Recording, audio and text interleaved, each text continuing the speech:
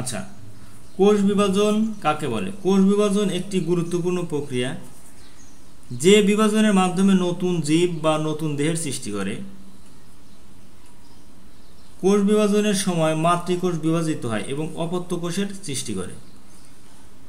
যে প্রক্রিয়ায় মাতৃকোষ বিভাজিত হয়ে অপত্য কোষ সৃষ্টি করে তাকে কোষ বিভাজন বলে। তাহলে আমরা কোষ বিভাজন কাকে বলে শিখলাম। যে প্রক্রিয়ায় মাতৃকোষ বিভাজিত হয়ে অপত্য কোষ সৃষ্টি করে তাকে কোষ বিভাজন বলে। আচ্ছা, তাহলে কোষ বিভাজনের যদি আমরা কয়টা উদাহরণ বৈশিষ্ট্য বলতে চাই তাহলে কি বলবো?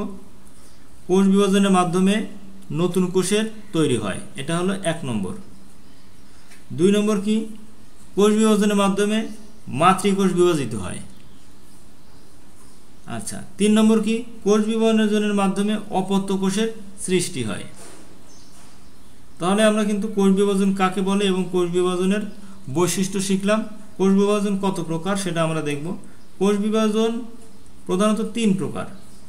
1 নম্বর কি? মাইটোসিস কোষ বিভাজন, 2 নম্বর হলো মিওসিস কোষ বিভাজন এবং 3 নম্বর হলো অ্যামাইটোসিস কোষ বিভাজন।